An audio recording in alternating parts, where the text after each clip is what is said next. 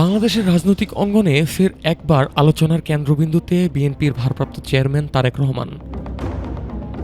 দেশনেত্রী বেগম খালেদা জিয়ার সংকটাপন্ন স্বাস্থ্য পরিস্থিতি এবং তারেক রহমানের দেশে ফেরার প্রত্যাবর্তন সবকিছুই এখন আলোচনার তুঙ্গে।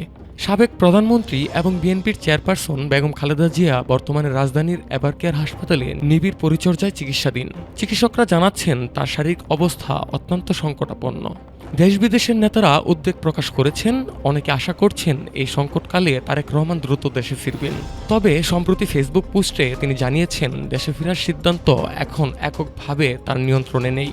তারেক রহমান বলেন, এমন সংকটকালে মায়ের স্নেহস্পর্শ পাওয়ার আকাঙ্ক্ষা যেমন অন্য সন্তানের মাঝে থাকে, আমারও রয়েছে। তবে বাস্তবতার কারণে দেশে ফেরার সিদ্ধান্ত এখন আমার একক নিয়ন্ত্রণাধীন নয়। তিনি আরও বলেন, রাজনৈতিক ও আইনগত পরিস্থিতি অনুকূলে এলেই তিনি দেশে ফিরে আসবেন। দলের নেতারা বলেন, খালেদা জিয়ার চিকিৎসা সংক্রান্ত যে কোনো সিদ্ধান্ত চিকিৎসকদের পরামর্শ অনুযায়ী নেওয়া হবে। চেয়ারপারসনের স্বাস্থ্য সংকট এবং তারেক রহমানের দেশে ফেরার বিষয়ে দল ও পরিবারের মধ্যে আলোচনা চলছে। তারেক রহমানের দেশে ফেরার বিষয়টি রাজনৈতিক অঙ্গনে আলোচনার জন্ম দিয়েছে। দলের ভেতরে এবং বাইরে জল্পনা কল্পনা চলছে। তবে স্পষ্ট হয়ে গেছে দেশে ফেরার সিদ্ধান্ত এককভাবে তার নিয়ন্ত্রণে নেই। এই বিষয়ে রাজনৈতিক ও আইনগত বাস্তবতা গুরুত্বপূর্ণ ভূমিকা রাখছে। তারেক রহমান দেশবাসীর প্রতি পুনরায় অনুরোধ জানিয়েছেন।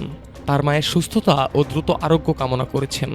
তিনি আশাবাদী রাজনৈতিক পরিস্থিতি অনুকূল এলে শীঘ্রই তিনি স্বদেশে ফিরে আসবেন। এই সংকট মুহূর্তে দেশের মানুষ, দলের নেতাকর্মী ও পরিবার সবাই মিলিতভাবে খালেদা জিয়ার সুস্থতা কামনা করছেন।